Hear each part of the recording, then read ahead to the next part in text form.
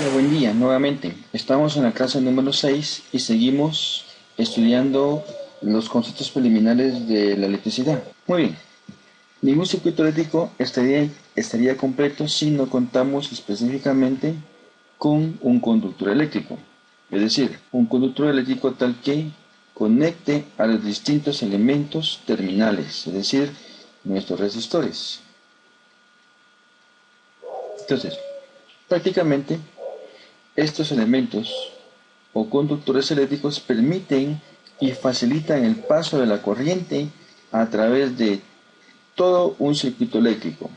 Sin embargo, también estos conductores se les tiene que asociar una resistencia propia. Sin embargo, esa resistencia propia para nosotros pues es pequeña si consideramos que la longitud del cable conductor es pequeña también. Es decir, me explico. Se considera que la resistencia de un conductor eléctrico es igual a 0 ohmios, pero si hablamos a nivel micro, es decir, circuitos eléctricos o electrónicos que comúnmente utilizamos. Sin embargo, eso no sucede cuando la línea de transmisión, o mejor dicho, cuando las líneas eléctricas que nosotros conocemos en el tendido del poste o alumbrado público se presentan. Es decir, la línea de distribución de energía que están en las calles, como por ejemplo los cables que están en la parte superior del poste, cada uno de ellos tiene cierta resistencia asociada a ese conductor. El conductor que se utiliza típicamente para este servicio es el conductor de aluminio. Si hablamos de componentes y circuitos eléctricos, incluso instalaciones eléctricas, utilizamos un conductor de cobre. Entonces, como les decía, la línea de distribución presenta cierta resistencia en el camino y en el paso de la corriente por cada uno de ellos. Lo mismo, si estamos en una planta de generación en donde vamos y tenemos nuestra FEM y que es transportada a través de líneas, le llamamos de alta tensión, pues estas líneas de alta tensión también tienen asociadas resistencias en función de la longitud que recorren desde la planta de generación hasta los hogares, la industria en general y para cualquier otro uso. Acá vemos dos torres de transmisión o de alta tensión en la cual está dividida en dos circuitos. Circuito 1 y acá el circuito 2. Es un sistema más trifásico que en un futuro estudiaremos en este mismo curso. Entonces, pensemos en una línea de transmisión de cierta extensión. Por ejemplo, pensemos en una línea de 100 kilómetros de longitud, es decir, por 1000 metros. Entonces, esta distancia o esta longitud tiene asociada una resistencia a cada uno de los elementos o cables conductores, que también están configurados o hechos con aluminio. Ahora bien, la pregunta es, ¿y qué es una resistencia? Pero debo de aclarar, generalmente, y lo más correcto es decir, resistividad. Conocemos, por ejemplo, las resistividades del cobre, del aluminio, de la plata y el oro, que son de los mejores conductores que se pueden tener en la naturaleza para el transporte de corriente eléctrica. Sin embargo, los que más utilizamos generalmente para interiores y entubado es el cobre y para exteriores el aluminio, porque no se corroen, tal y como lo estudiamos en clases anteriores. Entonces, cuando decimos resistencia, es ya un dato final después de aplicar un pequeño cálculo, en donde resistencia es igual a decir nuestra resistividad multiplicado por la longitud del conductor eléctrico dividido el área transversal del mismo, sea el grosor o el calibre como lo conocemos. Entonces podemos ver de esta fórmula tan sencilla que si la resistividad cambia, ¿Qué es lo que sucede con cada uno de los conductores eléctricos? Cobre, aluminio, plata o oro, pues también va a cambiar la resistencia. Si la longitud del cable conductor cambia, como en el caso de una línea de transmisión o una línea de distribución, pongámoslo de unos 20 kilómetros, típico de los que aparecen aquí dentro de la ciudad capital, entonces a una mayor longitud, una mayor resistencia, pero con la gran ventaja de que si incrementamos el área transversal, es decir, el diámetro o el calibre del conductor, la resistencia tendrá que descender. Veamos cómo es esto. Ahora, nuevamente, nuestra resistencia asociada a un conductor eléctrico es igual a decir la resistividad por la longitud dividido el área. Entonces, observemos acá. Pensemos que sea el conductor de cobre, con su resistividad propia. Si se incrementa la longitud del cable conductor, se va a incrementar también la resistencia, proporcionalmente. También, si se incrementa el área transversal o calibre, el efecto es de que la resistencia va a disminuir. Entonces, si mantenemos un valor fijo y el otro variable, podemos observar qué sucede con la resistencia. O también podemos decir en todo caso que podemos mantener acá los dos valores fijos y cambiar específicamente lo que es la resistividad del cobre. Entonces, tanto la longitud como el área pueden cambiar y observar ustedes qué sucede con la resistencia.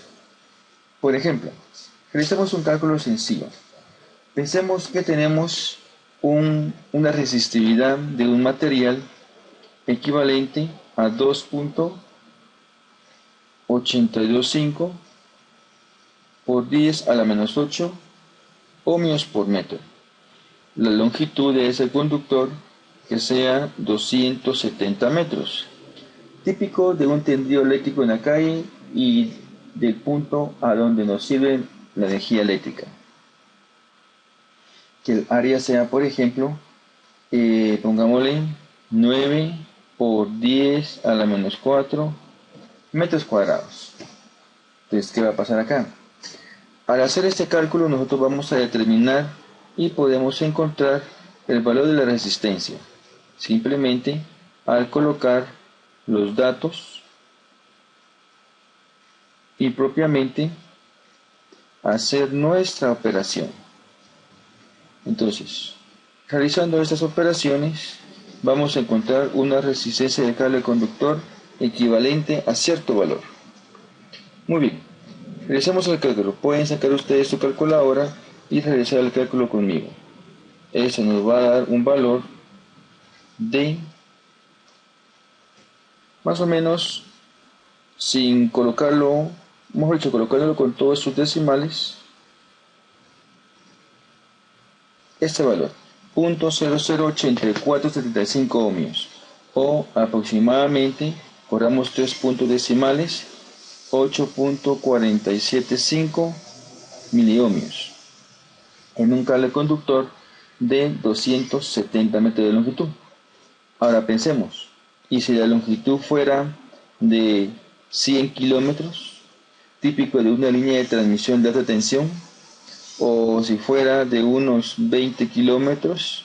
También podemos hacer un cálculo similar al que actualmente hemos hecho. Ahora bien, ¿por qué preocuparnos de la resistencia? Pues es bastante obvio, porque la resistencia, si nosotros la hemos considerado,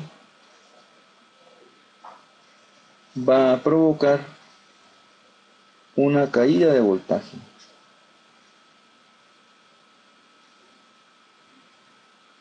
Entonces, esa caída de voltaje puede que sea perjudicial para nuestros propósitos. ¿Por qué razón? Pensemos en lo siguiente. Tenemos acá un elemento resistor y tenemos acá al final, pongámosle un pequeño bombillo, una pequeña lámpara. Sucede que la lámpara necesita para funcionar 6 voltios. Acá tenemos una fuente de 10 voltios y lógicamente para que se tenga 6 voltios en esa lamparita necesitamos que la caída de voltaje en ese resistor ya conocido sea de 4 voltios. Pero pensemos ahora que este alambre conductor tenga una resistencia asociada. Póngale exactamente que sea esos valores, ese valor de 8.475 miliohmios. Entonces, ¿qué va a pasar? Ya el voltaje en esta lámpara ya no es el mismo. ¿Por qué razón? Porque esa pequeña resistencia ha provocado una caída de voltaje. ¿Y qué? En este caso, ya la lámpara, que estamos trabajando, ya no recibiría los 6 voltios que necesita para iluminar correctamente, sino que necesitaría, o mejor dicho, le llegaría a un voltaje mucho más pequeño. La lámpara, pues lógicamente, consume cierta corriente multiplicada por la resistencia del alambre conductor, que sería lógicamente todo, ¿verdad? No solo esa porción, por la resistencia de todo el alambre conductor. Entonces el voltaje ya no sería 6 voltios, provocando que el equipo, o en este caso la lámpara, funcione no tan correctamente. Pero bueno, este es un caso idealizado que les presento. Pero pensemos ahora en ese cable conductor de la línea de transmisión de 100 kilómetros de longitud. Lógicamente, no queremos que esto suceda, porque entonces a nuestros hogares, a las industrias y a la empresa en general, ya no les llegaría el nivel de voltaje asociado. Afortunadamente, pues esto no sucede como podemos pensarlo, porque la resistencia de los conductores de aluminio suelen ser mucho más pequeñas que esos valores del 8.475. Y sumado aquí, cuando hablamos de una línea eléctrica de muchos kilómetros de longitud, el voltaje es alterno. Como estudiaremos en clases posteriores, la corriente alterna o la alterna tiene muchas ventajas sobre la corriente directa, y una de ellas es transmitirse a grandes distancias con pérdidas nulas, con pérdidas bastante pequeñas. Muy bien, entonces, tomando en cuenta esto, no lo olvidemos por favor, porque un conductor eléctrico no debería tener resistencia. Las únicas resistencias asociadas son aquellas que van a provocar las caídas de voltaje que necesitamos o las que ya fueron consideradas en los cálculos eléctricos. Ahora bien, dentro de todo esto es bastante adecuado mencionar un detalle respecto a las baterías, es decir, acerca de las FEM o las fuentes de voltaje que aplicamos a un circuito eléctrico. Ya hemos hablado de la resistencia propiamente, ya hemos platicado ligeramente de la resistencia del conductor. Platicamos un poco de la vida útil de una batería. Si pensamos en una batería, pues podríamos pensar en una batería de estas AA o AAA, o aquellas que son cuadradas, digámosle acá, dibujo rápidamente algo, aquellas que son cuadraditas, o cualquier otra batería que usted conozca, por ejemplo la de un carro. Sin embargo, para entender un poquito más de la vida útil de la batería, veamos lo siguiente. Solo claro, que con decir vida útil no me refiero a que en cuánto tiempo ya no va a servir o se va a volver inservible, ¿verdad? Sino que me refiero a cuántas horas duraría su batería si usted consume corriente a cierto ritmo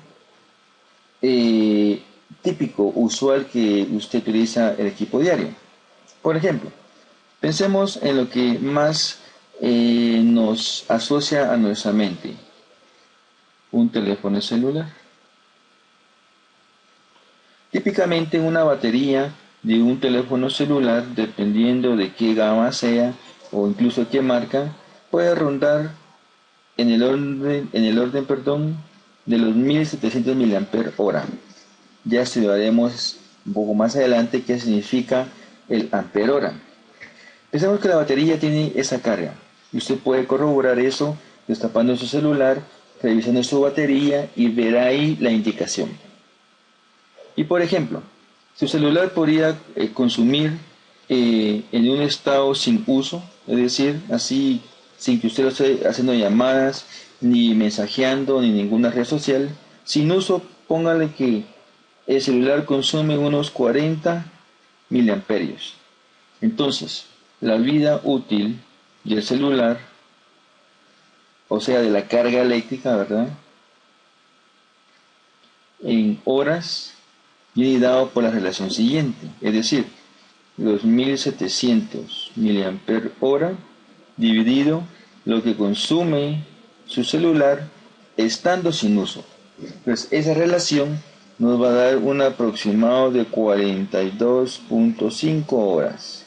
Sin embargo, si usted tiene el celular en uso y dependiendo a cuántas aplicaciones tenga, pongámosle que usted lo está utilizando en un día típico, tiene otras aplicaciones distintas y su celular está consumiendo, pongámosle, 75 miliamperios.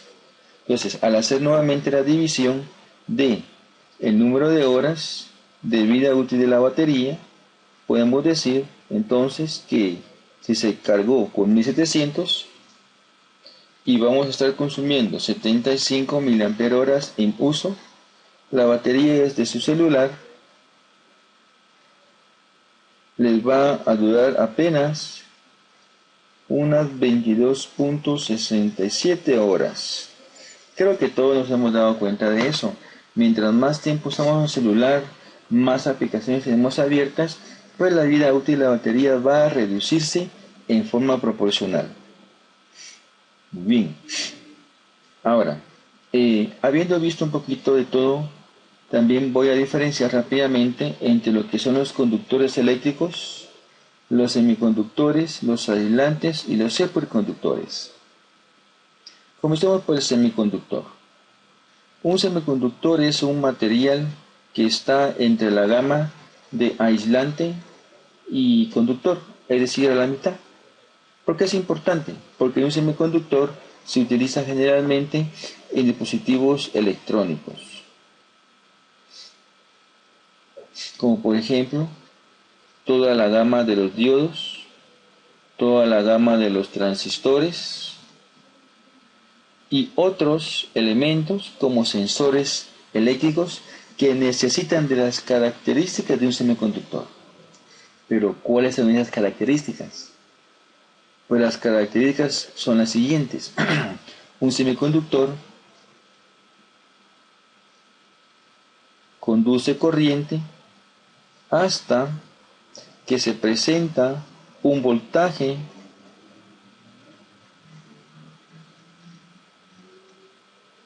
de aproximadamente 0.7 voltios. En el caso de que el semiconductor esté formado del material denominado silicio, o cuando se presenta aproximadamente un voltaje de 0.3 voltios, cuando el semiconductor esté formado o tenga impurezas de lo que conocemos como germanio. El aislante, pues prácticamente un hule aislante, un forro de un alambre conductor, como usted quiera llamarle, y creo que ahí no hay mucho que comentar, porque prácticamente todos sabemos qué es un aislante, un plástico, por ejemplo. Y un superconductor tiene las características de que su resistencia es nula, no tiene resistencia, como por ejemplo la fibra óptica. Ahora bien, sucede lo siguiente, y si tenemos, por ejemplo, un conductor eléctrico, coloquemos de esta manera, y lo comparamos contra un superconductor, digámoslo aquí, conductor, y nuestro superconductor, los electrones van específicamente en movimientos erráticos, se van chocando contra la estructura interna del mismo, provocando una velocidad promedio, es una velocidad de arrastre. Mientras que en un superconductor los electrones viajan todos al mismo tiempo, se van desplazando de una forma mucho más sencilla, porque la resistencia es igual a 0 ohmios, así la consideramos. Entonces, en un conductor hay un choque incesante de los electrones contra otros, contra el núcleo de átomos y contra la propia estructura del conductor. Mientras que un superconductor, al no tener resistencia, viajan prácticamente con total libertad, como si usted fuera por una superautopista en una carretera, y acá como que fuera en una calle donde hay muchos baches. Podemos hacer esa comparación rápida. Muy bien. Por el momento es todo por hoy. En la próxima clase seguiremos estudiando otros temas de importancia y conceptuales para nuestro curso. Gracias y por favor no olviden suscribirse.